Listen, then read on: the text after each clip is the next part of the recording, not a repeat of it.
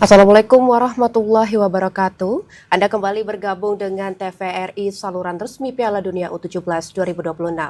TVRI Jambi kembali hadir menjumpai Anda dalam program Berita Jambi hari ini, Minggu 26 Juli 2026 bersama saya Anastasia Dan Laga. saya Khalida Hasanah, berikut berita utama Jambi hari ini.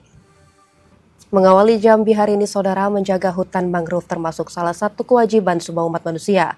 Kawasan mangrove yang dijaga merupakan suatu harapan bagi seluruh makhluk hidup di masa mendatang. Sebagai sistem transisi antara daratan dan lautan, mangrove memainkan peran vital dalam menjaga keseimbangan ekosistem bumi. Hutan mangrove bukan sekedar barisan pohon di pesisir, melainkan benteng kehidupan yang menyediakan jasa lingkungan esensial bagi manusia dan keanekaragaman hayati. Dari data yang dihimpun, Kabupaten Tanjung Jabung Timur memiliki garis pantai sepanjang 230 km atau sekitar 85% dari total panjang garis pantai Provinsi Jambi yang mencapai 260 km. Sementara sisanya berasal dari Kabupaten Tanjung Jabung Barat yang memiliki garis pantai sekitar 30 km atau 15% dari total garis pantai provinsi. Salah seorang aktivis yang juga jurnalis lingkungan hidup, Rifani Halim, mengatakan, di tengah meningkatnya tekanan antropogenik dan perubahan tata guna lahan, hutan mangrove terus menghadapi ancaman degradasi yang masif. Setelah melakukan perjalanan ke beberapa kecamatan pesisir di Kabupaten Tanjung Jabung Timur, kondisi hutan mangrove sangat memprihatinkan dan menuntut perhatian serius dari berbagai pihak. Banyaknya kasus pembalakan liar yang pernah terjadi di Kecamatan Sadu untuk dialihfungsikan menjadi lahan perkebunan kelapa sawit dampaknya sangat nyata. Sehingga bibir pantai di Kecamatan pesisir tersebut kerap mengalami abrasi parah yang mengancam pemukiman warga. Kondisi tersebut umumnya semakin parah saat musim pancaroba, terutama pada periode September hingga Februari, ketika gelombang pasang terus mengikis garis pantai. Kerusakan ekosistem mangrove ini tidak hanya merugikan aspek ekologi, tetapi juga mengancam mata pencaharian masyarakat nelayan lokal yang bergantung pada hasil laut di sekitar hutan mangrove. Dalam Hari Mangrove Sedunia, kita harus bersama-sama menjaga garis pantai kita, terutama di Provinsi Jambi itu di Kabupaten Tanjung Jabung Timur. Kita punya pantai timur di 2 kabupaten, di Kabupaten Tanjung Jabung Barat dan Tanjung Jabung Timur. Nah, kita melihat di sana bahwa ada habitat dari ikan, kemudian juga kita menjaga sama-sama agar habitat ikan, kemudian mencegah adanya abrasi, pergeseran tanah. Kita sempat datang ke beberapa tempat di Kecamatan Sadu bahwa pergeseran tanah itu cukup signifikan di sana menurut keterangan warga di sana. Tetapi penanaman mangrove masih cukup minim. Cuman masih ada mangrove-nya. Cuman kita harus bersama-sama, saya pikir, untuk menanam mangrove dan tanaman-tanaman hutan di daerah-daerah tepi pantai. Peringatan Hari Mangrove Sedunia yang digelar setiap tanggal 26 Juli kerap dijadikan tanam mangrove serentak. Kegiatan seremonial tanam mangrove diharapkan tidak berhenti pada simbolis atau seremonial semata, melainkan menjadi awal dari komitmen jangka panjang dalam pemulihan pesisir. Berbagai pihak termasuk pemerintah dan pegiat lingkungan mendorong agar aksi ini membawa dampak nyata bagi ekosistem. Klifa, TVRI Jambi melaporkan. Abrasi yang selama bertahun-tahun mengancam kawasan pesisir tidak selalu berakhir dengan kehilangan daratan.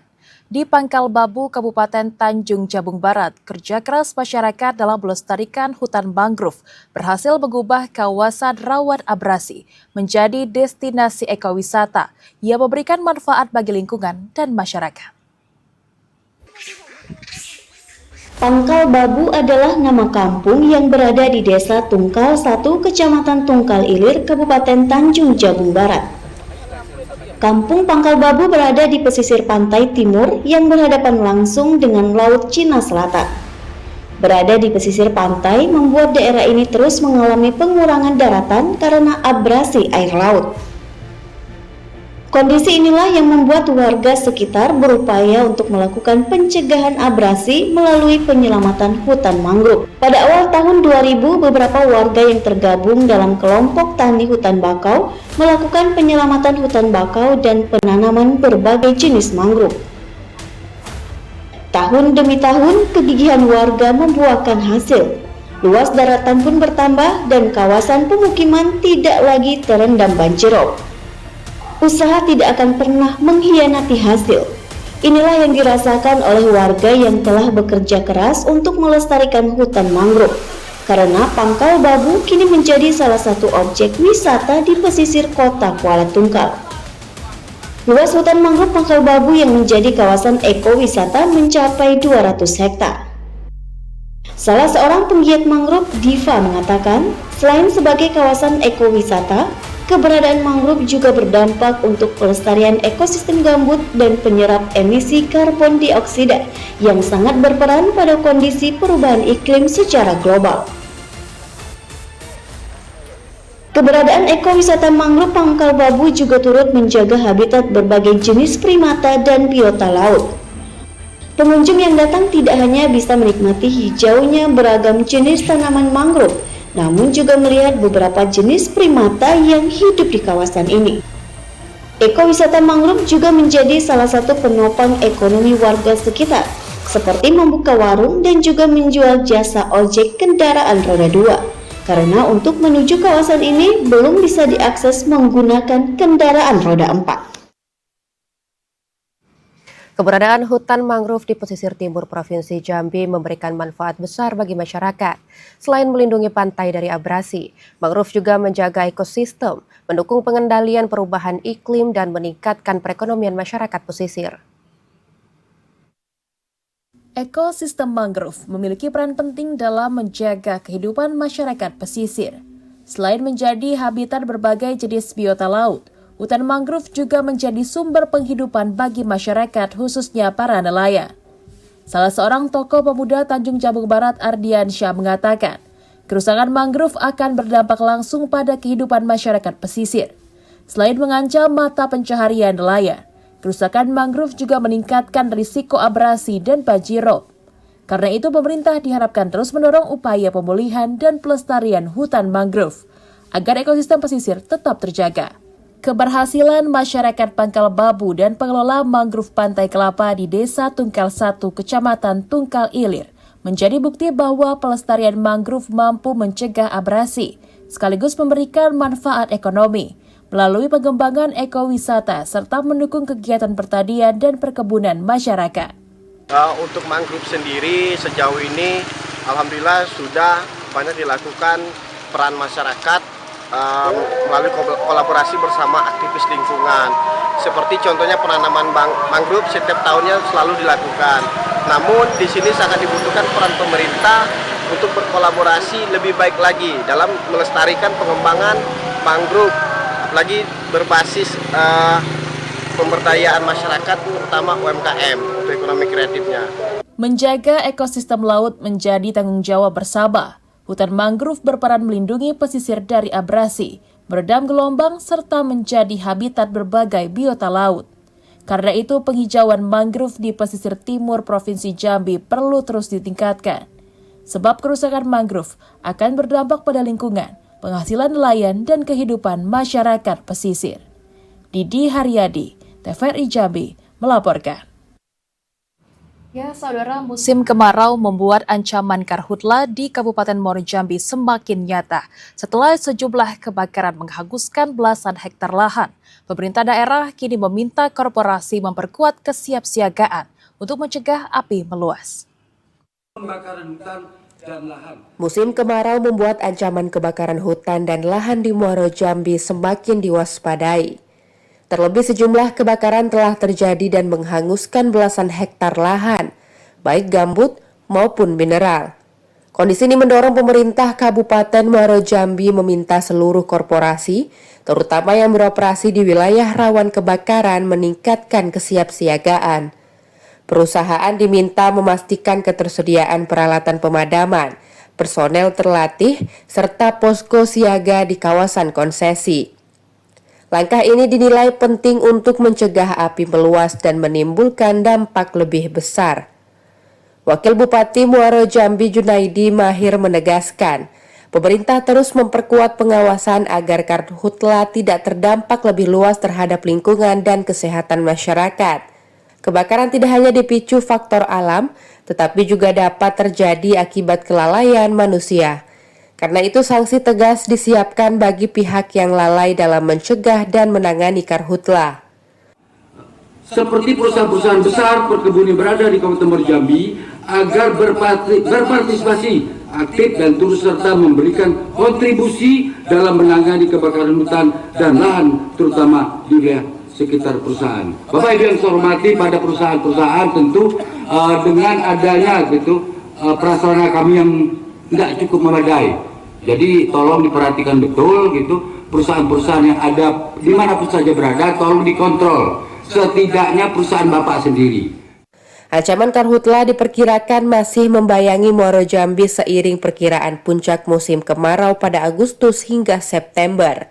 Pemerintah daerah mendorong kolaborasi lintas instansi bersama Satgas Karhutla dan pihak korporasi untuk memperkuat patroli, deteksi dini, serta penanganan titik api.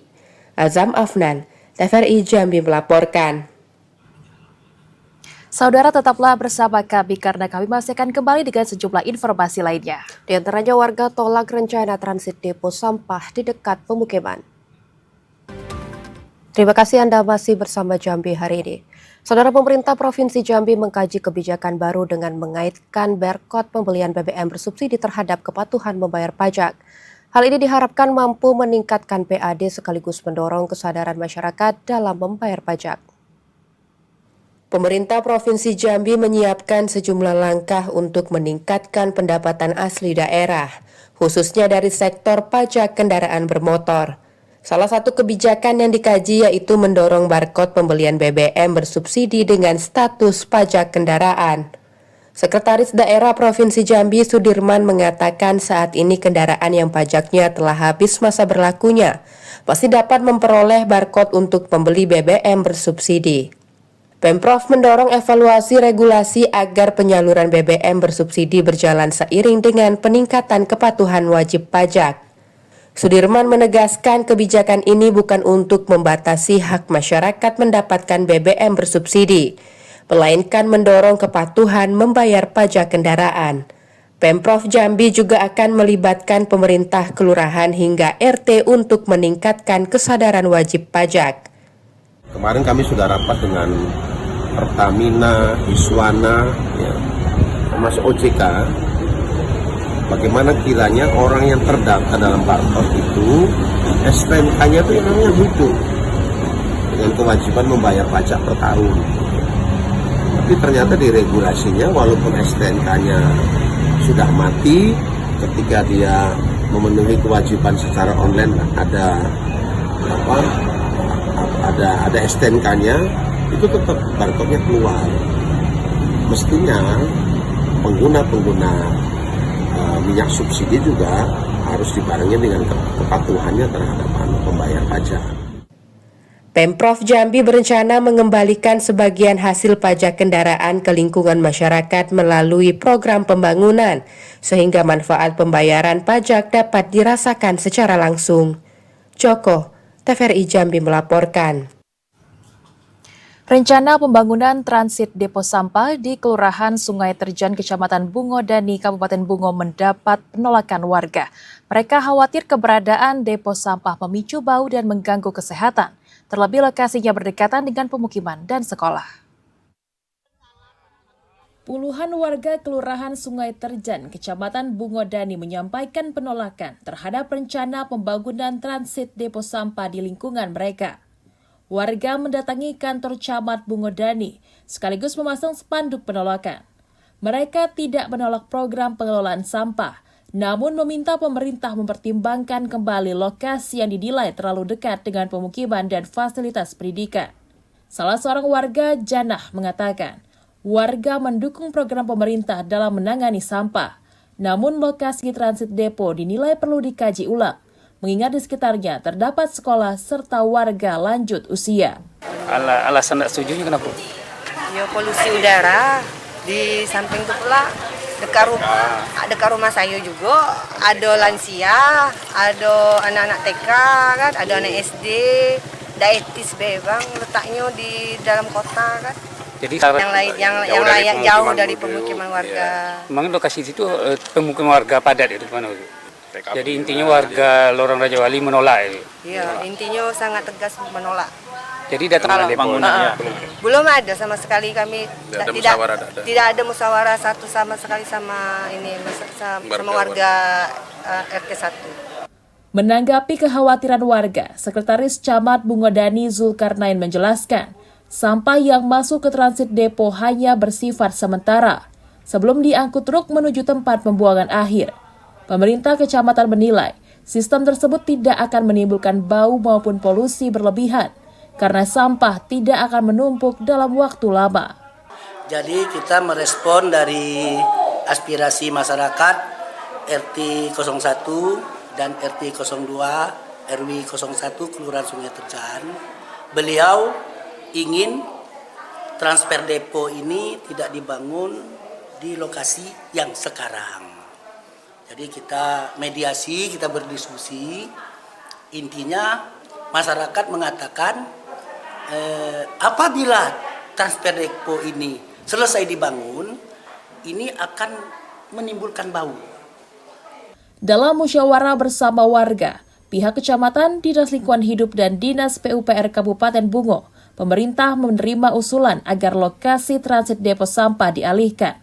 Pemerintah Kabupaten Bungo selanjutnya akan mencari lokasi alternatif yang dinilai lebih aman dan tidak mengganggu aktivitas warga maupun kegiatan belajar di sekolah. Muhriyandi, TVRI Jambi, melaporkan. Kita ke informasi selainnya, saudara, kebutuhan hunian layak bagi masyarakat berpenghasilan rendah di Jambi masih tinggi. Program Fasilitas Likuiditas Pembiayaan Perumahan atau FLPP menjadi salah satu andalan dengan realisasi 3.287 unit rumah hingga pertengahan Juli 2026. Di tengah kebutuhan rumah layak yang terus meningkat, akses pembiayaan menjadi salah satu tantangan bagi masyarakat berpenghasilan rendah. Pemerintah terus mendorong program FLPP untuk memperluas kesempatan masyarakat memiliki hunian dengan pembiayaan bersubsidi. Hingga pertengahan Juli 2026, Kantor Wilayah Direktorat Jenderal Pembendaharaan atau Kanwil DJPB Provinsi Jambi mencatat 3.287 unit rumah telah terbayar, dengan total nilai pembiayaan mencapai 391,5 miliar rupiah. Kepala Kanwil DJPB Provinsi Jambi Tunas Agung Jiwa Brata menyebut, realisasi tersebut tersebar di 367 lokasi perumahan pada 9 kabupaten dan kota. Penyalurannya didukung sekitar 420 pengembang dan 8 bank penyalur. Tingginya realisasi FLPP menjadi indikator bahwa daya beli masyarakat di sektor perumahan masih terjaga, sekaligus menunjukkan kebutuhan terhadap hunian layak masih cukup tinggi. Manfaat FLPP tak berhenti pada kepemilikan rumah. Pergerakan sektor perumahan turut memberikan efek berganda bagi perekonomian daerah. Pembangunan rumah mendorong aktivitas sektor konstruksi, menyerap tenaga kerja, serta meningkatkan permintaan bahan bangunan dan industri pendukung lainnya. Kanwil DJPB Jambi berharap realisasi FLPP terus meningkat, sehingga semakin banyak masyarakat berpenghasilan rendah mendapat akses terhadap hunian layak. Program ini sekaligus diharapkan memperkuat aktivitas konstruksi, membuka lapangan kerja, dan menjaga momentum pertumbuhan ekonomi Jambi. Andri Wijaya, Aryo, TVRI Jambi melaporkan. Kota Jambi menjadi magnet bagi pencari kerja dari berbagai daerah. Namun pertambahan pencari kerja belum sepenuhnya seimbang dengan ketersediaan lapangan kerja. Kondisi ini mendorong pemerintah Kota Jambi memperkuat investasi dan memperluas kesempatan kerja. Sebagai ibu kota provinsi, Kota Jambi menjadi salah satu tujuan utama masyarakat dari berbagai daerah untuk mencari pekerjaan. Akibatnya jumlah pencari kerja terus bertambah, sementara pertumbuhan lapangan kerja belum sepenuhnya mampu mengimbangi kebutuhan. Kondisi tersebut menjadi perhatian Dinas Tenaga Kerja Koperasi dan UKM Kota Jambi. Pemerintah daerah kini memperkuat koordinasi dengan sejumlah OPD, termasuk DPM PTSP, untuk mendorong investasi dan membuka lebih banyak lapangan kerja baru. Kepala Bidang Penempatan Tenaga Kerja Disnaker Kop UKM Kota Jambi, Afriyadi, mengatakan, keterbatasan lapangan kerja membuat persaingan antar pencari kerja semakin ketat. Karena itu, investasi diharapkan menjadi salah satu penggerak utama penciptaan lapangan kerja. Selama tahun 2025, Disnaker Kop UKM Kota Jambi telah memfasilitasi penempatan 503 pencari kerja ke berbagai perusahaan. Upaya ini dinilai turut membantu menekan angka pengangguran di Kota Jambi. Berdasarkan data Disnaker Kop UKM, Kota Jambi memiliki 654.194 penduduk. Dari jumlah tersebut, 493.824 orang merupakan penduduk usia kerja, dengan 326.618 orang masuk dalam angkatan kerja. Sebanyak 303.478 orang telah bekerja. Sektor perdagangan dan jasa menjadi penyerap tenaga kerja terbesar dengan 173.967 pekerja atau 57,32%. Sementara pekerja sektor formal mencapai 183.823 orang atau 60,57%. Pemkot Jambi menargetkan peningkatan investasi dapat terus menjaga tren penurunan pengangguran. Semakin banyak investasi masuk, diharapkan semakin luas pula kesempatan kerja, sehingga masyarakat memiliki akses penghidupan yang lebih baik. Andri Wijaya, Iwan Hendri, TVRI Jambi, melaporkan. Saudara, tetaplah bersama Jambi hari ini karena kami masih akan kembali dengan sejumlah informasi penting dan menarik lainnya untuk Anda. Di antaranya turnamen e-sport pemersatu komunitas dan penggerak ekonomi sesaat lagi. Anda kembali bersama kami saudara dalam Jambi hari ini. Tempat hiburan malam masih menjadi salah satu lokasi yang menjadi perhatian dalam upaya pencegahan penyalahgunaan narkotika. Menyikapi hal ini, Satuan Reserse Narkoba Polresta Jambi merazia sejumlah tempat hiburan malam dalam operasi Antik 2026. Upaya mempersempit ruang gerak penyalahgunaan dan peredaran gelap narkotika terus dilakukan Polresta Jambi. Salah satunya dengan menyasar tempat hiburan malam yang dinilai memerlukan pengawasan. Dalam operasi Antik 2026, Satuan Reserse Narkoba Polresta Jambi merazia 5 tempat hiburan malam di wilayah Kota Jambi. Petugas kemudian melakukan tes urin secara acak terhadap 16 pengunjung. Hasil pemeriksaan menunjukkan seluruhnya dinyatakan negatif dari penyalahgunaan narkotika. Kasat Narkoba Polresta Jambi AKP Tito Al-Hafez menyebut razia ini merupakan langkah preventif untuk menekan potensi penyalahgunaan narkoba, sekaligus menjaga keamanan dan ketertiban masyarakat. Polresta Jambi menegaskan pengawasan dan razia akan dilakukan secara berkala. Langkah ini menjadi bagian dari komitmen memutus ruang gerak peredaran gelap narkotika, sekaligus memberikan rasa aman bagi masyarakat. Melalui operasi Antik 2026, Polresta Jambi juga mengingatkan masyarakat untuk bersama-sama menjauhi narkotika dan mendukung upaya pemberantasannya. Asyar, TVRI Jambi, melaporkan. Kita ke segmen Jambi Sport, saudara. Pembinaan sejak usia dini menjadi kunci melahirkan pesepak bola berkualitas. Di Muaro Jambi, pemerintah daerah memanfaatkan Gala Siswa Indonesia sebagai ajang menjaring sekaligus mengasah talenta muda menuju jenjang prestasi yang lebih tinggi. Talenta sepak bola tidak lahir secara instan. Kemampuan teknik, kerjasama tim dan mental bertanding perlu diasah sejak usia sekolah. Semangat inilah yang dibangun pemerintah Kabupaten Muaro Jambi melalui kegiatan Gala Siswa Indonesia. Ajang yang digelar Dinas Pendidikan dan Kebudayaan ini menjadi wadah pembinaan sekaligus seleksi bagi siswa yang memiliki potensi di cabang olahraga sepak bola. Para peserta dibentuk untuk meningkatkan keterampilan, kekompakan, serta sportivitas. Dari sini bibit-bibit pesepak bola muda diharapkan dapat teridentifikasi dan mendapat pembinaan secara berkelanjutan. Salah seorang peserta, Muhammad Dafa, mengaku antusias mengikuti kompetisi ini. Baginya, Gala Siswa Indonesia bukan hanya menjadi tempat mengasah kemampuan, tetapi juga peluang untuk mendukung cita-citanya menjadi pesepak bola profesional. Bisa sangat bagus untuk tahun-tahun ke depan mencari bibit baru di Provinsi Jambi, tentunya di Kabupaten Muaro Jambi. Gimana Dik kalau kita lihat sepak bola di Muaro Jambi?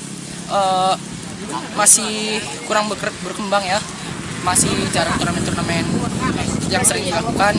Jadi harapannya pengen lebih sering lagi lah di turnamen-turnamen kayak gini. Jadi kita bisa tahu bibit-bibitnya anak-anak dari Muaro Jambi. Gala Siswa Indonesia diikuti perwakilan siswa dari 11 kecamatan di Kabupaten Muaro Jambi. Tim terbaik akan mendapat kesempatan mewakili Muaro Jambi di tingkat provinsi. Tahapan ini diharapkan menjadi jembatan pembinaan agar talenta muda Muaro Jambi tidak berhenti di level sekolahan, namun terus berkembang dan mampu bersaing di level yang lebih tinggi.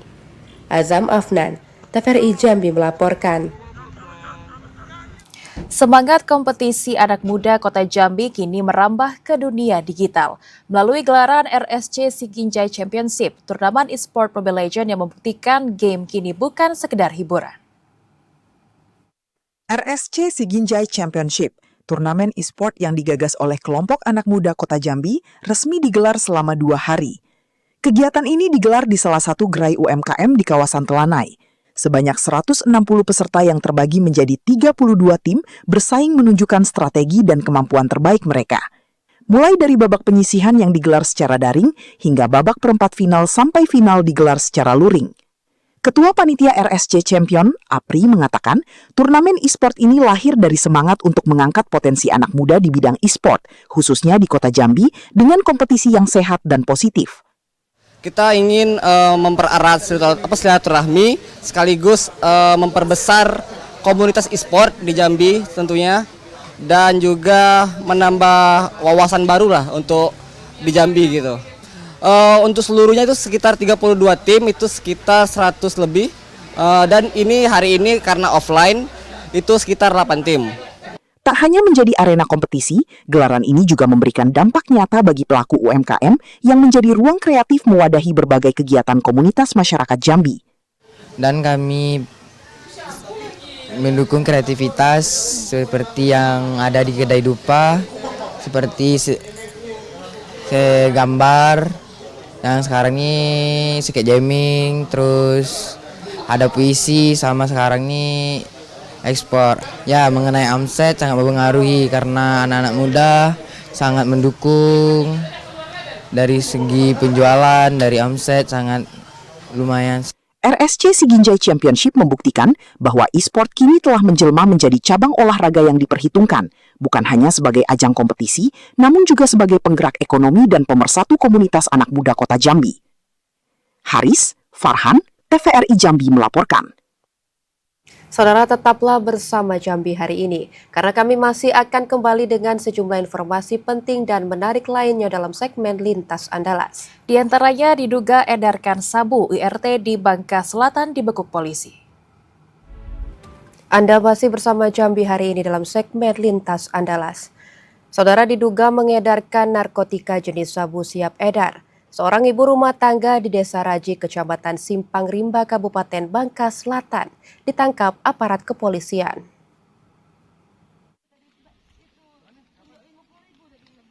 Tim gabungan Satres Narkoba Polres Bangka Selatan bersama unit Intel Polsek Simpang Rimba berhasil mengungkap dugaan peredaran narkotika jenis sabu di Desa Raji, Kecamatan Simpang Rimba.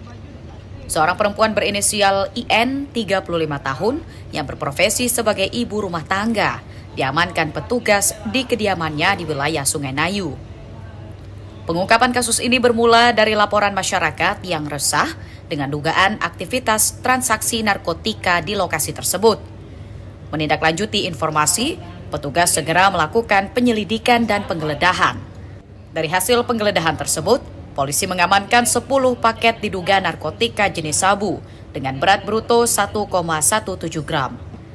Berdasarkan hasil pemeriksaan awal, sabu tersebut diduga diperoleh dari jaringan di wilayah Sumatera Selatan. Hingga kini petugas masih melakukan pengembangan untuk mengungkap jaringan peredaran narkotika yang terlibat. Melakukan penangkapan terhadap pelaku pengedar narkotika jenis sabu di wilayah Desa Rajik, Dusun Ayu, Kecamatan Simpang Rimba, Kabupaten Bangka Selatan, yang mana pada tersangka ditemukan barang bukti narkotika jenis sabu sebanyak 10 paket dengan total berat bruto sebanyak 1,17 gram. Pengakuan dari tersangka yang mengedarkan narkotika jenis sabu tersebut sudah kurang lebih 1 bulan. Saat ini pelaku beserta barang bukti telah diamankan di Mapores Bangka Selatan untuk menjalani proses penyidikan lebih lanjut. Atas perbuatannya, pelaku dijerat dengan pasal tentang narkotika dan terancam pidana penjara paling lama 20 tahun. Dari Toboli, Bangka Selatan, Suandika Ananto, TVRI Bangka Belitung melaporkan. Ya, saudara, modus janji dinikahin dan diberi uang seorang residivis kembali berulah dengan menyetubuhi anak di bawah umur hingga korban hamil 5 bulan.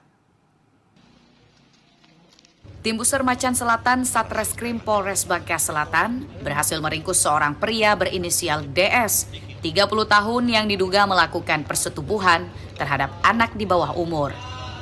Pelaku yang merupakan seorang residivis itu diduga berulang kali menyetubuhi korban yang masih berusia 15 tahun di rumahnya hingga korban kini hamil dengan usia kandungan 5 bulan. Kasih Humas Polres Bangka Selatan AKP Mardian Syafrizal mengatakan, hubungan pelaku dan korban bermula dari perkenalan melalui media sosial. Bermodalkan janji akan menikahi korban serta iming-iming pemberian uang, pelaku berhasil membujuk korban untuk menuruti keinginannya. Kasus ini terungkap setelah orang tua korban menyadari perut anaknya semakin membesar. Saat dimintai keterangan, korban mengaku hamil akibat perbuatan pelaku. Aku dengan korban itu hanya berkenalan melalui media sosial, tidak ada hubungan perkenalan sebelumnya, namun hanya murni komunikasi melalui media sosial. Aku melakukan aksi bejatnya, hasil pengembangan sementara bahwasannya melakukan persetubuhan badan dengan adanya iming-iming untuk diberikan sesuatu atau dijanjikan untuk dinikahi. Saat ini pelaku telah ditahan di Mapores Bangka Selatan untuk menjalani proses hukum lebih lanjut. Atas perbuatannya, pelaku dijerat dengan pasal tindak pidana persetubuhan terhadap anak dan terancam pidana penjara paling lama 15 tahun. Dari Toboli, Bangka Selatan, Suandika Ananto, TVRI Bangka Belitung melaporkan. Kita beralih ke Sumatera Barat, saudara, guna membantu akses masyarakat menuju pemukiman dan tempat pembuangan sampah yang lebih baik. Penanganan jalan di beberapa titik mulai dikerjakan. Tahun 2026 melalui sisa dana alokasi khusus sebesar Rp2.796.563.000. Peningkatan jalan dilaksanakan di Jalan Lingkungan Kilometer 5, Desa Tua Pejat, Kecamatan Sipora Utara dan akses menuju tempat pengolahan sampah terpadu dengan target pengerjaan selama 4 bulan. Pembangunan jalan lingkungan di kilometer 5 menuju Mapa Degat sepanjang 947 meter dengan lebar jalan bervariasi dari 3 sampai 6 meter berdasarkan pembebasan lahan oleh warga. Saat ini pekerjaan dalam tahap pembersihan dan pemerataan lahan serta pengerjaan gorong-gorong dan saluran drainase untuk mendukung sistem pengaliran air dan mencegah genangan di kawasan tersebut. Kemudian akan dilakukan dengan pengecoran menggunakan material beton. Selama ini akses masyarakat di kawasan tersebut becek dan sulit ditempuh terutama saat hujan. Bahkan tidak jarang ada yang terjatuh sehingga pejalan kaki maupun pengendara sering mengeluh saat melalui area tersebut. Proses pengerjaan jalan saat ini terkendala adanya aksi warga yang memasang pagar seng sehingga terjadinya penyempitan badan jalan. Harapan kita sebagai masyarakat di Gang Rimbos ini sampai Mapa Degat, masyarakat sangat bersyukur lah karena pemerintah boleh cepat merespon permintaan masyarakat. Akhirnya kita lihat bahwa sudah dianggarkan dan sekarang proses pekerjaan sudah dimulai. Nah, cuman kami sayangkan tentunya ada masyarakat yang kurang mendukung pembangunan. Akhirnya dihambat, dipersulit. Itu yang model-model begini yang perlu kita cari solusi bersama supaya masyarakat itu ketika ada pembangunan boleh mendukung pembangunan karena dampaknya itu untuk masyarakat juga. Nah, kita di sini sepanjang jalan ini rata-rata semuanya mau memberikan tanahnya itu sampai 2 meter untuk pembangunan jalan ini. Masyarakat diharapkan mendukung proses pekerjaan berjalan lancar dan target penyelesaian pembangunan jalan dapat tercapai sesuai jadwal, sehingga jalan menuju pemukiman dan perkebunan warga lebih nyaman dan aman saat dilewati warga. Dari Kabupaten Kepulauan Mentawai, demikian laporan Cornelia Septin Rahayu, TVRI Sumatera Barat. Masih dari Sumatera Barat, saudara, sejumlah warga di Kelurahan Labuang Bukit berharap pemerintah dapat segera membangun akses jalan beton sehingga memudahkan warga untuk keluar masuk kampung terlebih saat membawa hasil pertanian. Beginilah kondisi jalan menuju pemukiman warga di kawasan Sungkai. Jika cuaca hujan, akses jalan menjadi sangat sulit dilalui karena tanah pegunungan yang licin. Salah seorang warga Yusrial mengaku sudah 9 tahun tinggal di sini. Selama itu juga ia menempuh medan jalan yang ekstrim jika hendak keluar menuju Labuang Bukit. Bahkan ia harus menempuh jalan dengan berjalan kaki jika curah hujan tinggi. Kondisi jalan semakin parah pasca bencana banjir bandang tahun lalu. Tidak hanya akses jalan, warga di sini juga mengeluhkan sulitnya mendapatkan air bersih. Warga bahkan harus menempuh jarak yang cukup jauh untuk bisa mengambil air bersih di sumur yang dibangun warga secara swadaya. Saya dulu jalanku lembah aspal ya, Bu. Dulu jalannya jalan bisa motor aja dulu. Membawa bahanku pakai motor dulu. Belum ada jalan. Jalanku sekitar dicornya sekitar tahun itulah 2008 balik. Tanggapannya rencana lah supaya tambah maju juga daerah Sungkai kok kan. Ya. Kalau biasa pakai karajo supaya kalau hujan hari itu biasanya motor aku enggak bisa sampai ke rumah. Kadang-kadang harus jalan kaki kan. Soalnya licin. Dulu kami dulu ke PLTA Indah Ruang tuh enggak bisa kayak lewat ke yang jalannya Mesu kok dong. Jalannya curam, belum dicor. Cuma area musim-musim kemarau saja bisa lewat situ. Warga berharap akses jalan beton dapat segera dibangun oleh pemerintah, sehingga memudahkan warga untuk keluar masuk kampung terlebih saat membawa hasil pertanian. Delima Febri, Tua Saman Siregar, TVRI Sumatera Barat. Saudara, pembangunan gerai koperasi Desa Merah Putih di 19 kabupaten dan kota di Sumatera Barat terus dipercepat. Sebanyak 277 unit gerai ditargetkan rampung pada awal Agustus mendatang. Pembangunan gerai koperasi Desa Merah Putih KDMP di 19 kabupaten dan kota yang ada di Sumatera Barat terus dikebut. Dari target 1.256 unit gerai koperasi Desa Kelurahan Merah Putih di Sumatera Barat, sebanyak 277 unit gerai ditargetkan selesai pada Agustus mendatang. Hingga saat ini sebanyak 127 unit telah selesai dan sisanya masih dalam proses pembangunan. Kepala Dinas Koperasi dan UKM Sumatera Barat menyebutkan pembangunan gerai koperasi Merah Putih di Sumatera Barat terus dikebut hingga awal Agustus. Karena seiring dengan surat terima gerai Kopdes kepada petugas yang akan mengelola nantinya. Yang sudah selesai itu 127 pembangunannya. Yang sedang dalam proses 148, sehingga totalnya adalah 277 yang sedang dan telah. Nah, sebelum ini saya pernah ngomong 288, tapi itu sedang proses 10, ternyata 10 ini belum dibangun. Jadi yang sudah dibangun kembali itu sebanyak 277. Dari 277 tersebut, 127 itu telah selesai pembangunannya. 148 sedang proses pembangunannya. Awal-awal Agustus inilah rampungnya 277 tersebut harapan kita. Kenapa? Karena seiring dengan itu siapnya gerai nanti akan masuk petugas-petugas manajer yang saat ini sedang kita latih. Sementara itu, Dinas Koperasi dan UMK Sementara itu, Dinas Koperasi dan UKM Sumatera Barat mencatat 135 koperasi Desa Merah Putih sudah mulai beroperasi di seluruh wilayah Sumatera Barat. Ratusan Kopdes tersebut sudah menjalankan kegiatan usaha meskipun skalanya masih terbatas. Siti Zakiatul Abrar, Nurul Kolbi, TVRI Sumatera Barat. Saudara, pemeriksaan kesehatan gratis direspon positif oleh warga. Informasi selengkapnya usai jeda, saudara, tetaplah bersama kami. Anda kembali bersama kami, saudara, dalam segmen Lintas Andalas. Masyarakat antusias melakukan pemeriksaan kesehatan gratis di Puskesmas Sukamenanti, Pasaman Barat. Rencananya di awal tahun ajaran baru ini, petugas akan melakukan jemput bola pemeriksaan gratis ke sekolah. Partisipasi masyarakat melakukan pemeriksaan kesehatan gratis di Puskesmas Sukamenanti, Kecamatan Pasaman, Kabupaten Pasaman Barat sangat tinggi. Petugas sudah mencapai lebih dari 45% dari total target 17.934%. Pemeriksaan kesehatan dilakukan secara rutin di Puskesmas dan sistem jemput bola ke lingkungan masyarakat. Sementara itu untuk kegiatan di lingkungan sekolah akan dimaksimalkan di awal tahun ajaran baru bekerja sama dengan Dinas Pendidikan. Masyarakat mengaku program tersebut bisa memberikan informasi tentang kesehatan dan perencanaan pencegahan risiko kesehatan, terutama bagi masyarakat yang kurang mampu sehingga bisa ditangani lebih awal.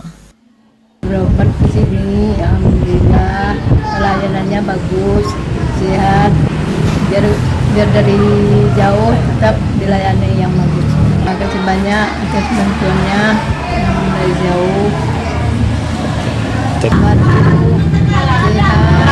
Kesehatan yang diberikan itu pelayanannya bagus. Sementara itu pihak Puskesmas bersama tim terus berupaya melakukan pendekatan dengan masyarakat serta kelompok siswa sekolah. Kalau kita ke pihak sekolah tidak ada kendala Pak, semuanya alhamdulillah kooperatif, koordinasinya bagus, lancar gitu ya Pak. Dan untuk tahun ini khusus sekolah kita baru akan mengadakan di tahun ajaran baru ini karena seiring dengan murid dipergilirkan, cuman kita ada satu koordinator PKG-nya, itulah nantinya akan mengakomodasi semua kegiatannya. Puskesmas kami sekitar 17.934 sasaran dan alhamdulillah sudah tercapai sekitar 41% Pak. Berdasarkan pantauan di lapangan, partisipasi masyarakat tinggi seiring dengan maraknya sosialisasi dan dampak positif bagi program tersebut. Bahkan saat ini sebagian masyarakat inisiatif untuk melakukan pendataan dan pemeriksaan kesehatan anggota keluarga lainnya. Demikian laporan Andika Disaputra, TVRI Sumatera Barat. Saudara, organisasi masyarakat Islam memiliki potensi besar dalam membina masyarakat. Selain berperan di bidang pendidikan, Ormas Islam juga turut berkontribusi dalam pengembangan ekonomi dan pembinaan keagamaan. Organisasi kemasyarakatan atau Ormas Islam memiliki potensi yang sangat besar dalam memberikan kontribusi kepada masyarakat. Salah satu peran nyata Ormas Islam adalah melalui pembinaan generasi muda, terutama di bidang pendidikan seperti pondok pesantren. Selain itu, Ormas Islam di Indonesia juga turut berperan aktif dalam bidang ekonomi. Ketua Majelis Ulama Indonesia Bangka Belitung periode 2014 hingga 2024, Profesor Kiai Haji Zayadi Hamzah, menyampaikan bahwa terdapat Ormas Islam yang telah memberikan kontribusi dan pembinaan kepada masyarakat secara maksimal. Namun, masih ada pula Ormas Islam yang belum menampilkan kontribusinya secara optimal. Meskipun demikian, ia menilai pada hakikatnya seluruh Ormas Islam telah bergerak dan berkontribusi bagi masyarakat. Hanya saja belum seluruh kegiatannya terpublikasi secara luas. Guru Besar IAIN Syekh Abdurrahman Siddiq Bangka Belitung ini juga mengimbau kepada seluruh Ormas Islam di Bangka Belitung untuk terus membantu masyarakat dan pemerintah dalam memperkuat pembinaan keagamaan. Tapi sebenarnya seluruh organisasi keagamaan itu sudah bergerak di kita ini. Alhamdulillah, tetapi yang lain mungkin belum begitu tampil perannya atau kadang-kadang perannya banyak tapi belum dipublikasi secara besar-besaran. Tapi saya melihat bahwa secara umum organisasi keagamaan di Provinsi Bangka Belitung cukup baik dalam rangka pembinaan kepada baik generasi muda maupun seremonial kepada umat Islam di Bangka Belitung. Dengan sinergi antara ormas Islam, pemerintah, dan masyarakat, diharapkan pembinaan keagamaan, pendidikan, dan pemberdayaan umat dapat berjalan semakin optimal demi mendukung pembangunan masyarakat yang religius dan berdaya saing. Dari Pangkal Pinang, Tim Liputan TVRI Bangka Belitung melaporkan. Ya, saudara, digitalisasi menjadi peluang sekaligus tantangan bagi tumbuh kembang anak di era modern. Pemerintah menghadirkan berbagai kebijakan untuk memperkuat perlindungan anak di ruang digital. Salah satunya melalui peraturan pemerintah nomor 17 tahun 2025.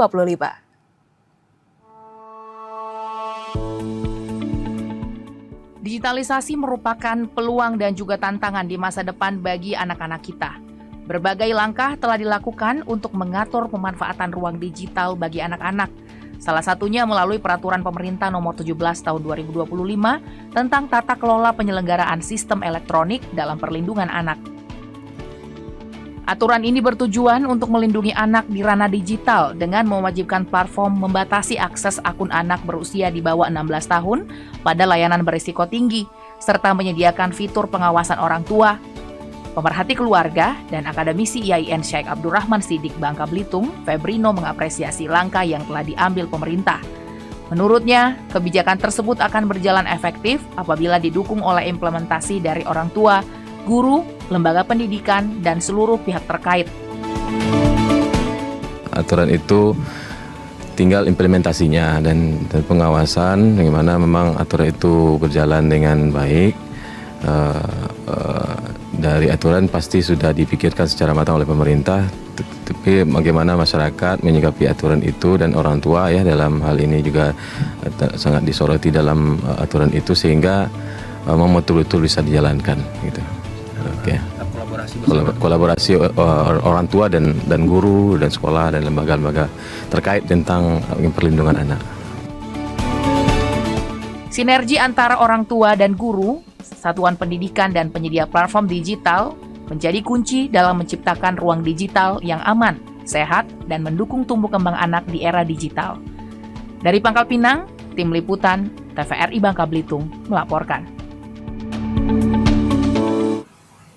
Saudara, setiap anak memiliki hak yang sama untuk tumbuh dan berkembang, termasuk anak berkebutuhan khusus. Meski mengalami kondisi yang dapat disebabkan oleh berbagai faktor, dengan dukungan yang tepat, mereka tetap mampu belajar, berprestasi, dan berbaur di tengah masyarakat.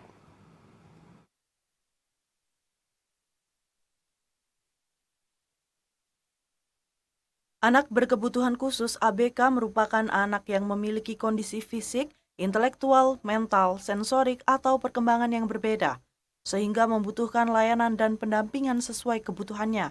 Kondisi ini dapat dipengaruhi oleh berbagai faktor, baik sebelum kelahiran, saat proses persalinan, maupun setelah lahir.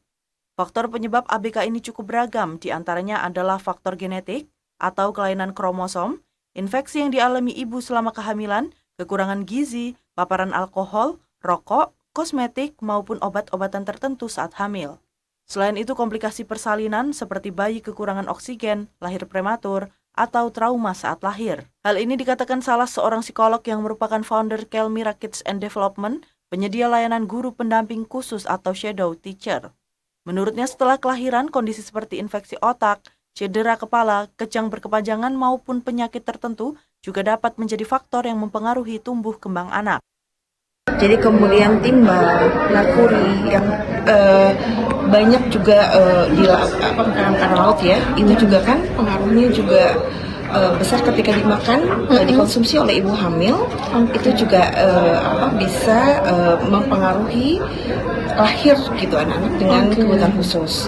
Kemudian kosmetik ya, sekarang juga kan banyak whitening dan sebagainya, itu juga banyak mempengaruhi lahir anak dengan kebutuhan khusus, gangguan autisme spektrum itu untuk sembuh total itu tidak.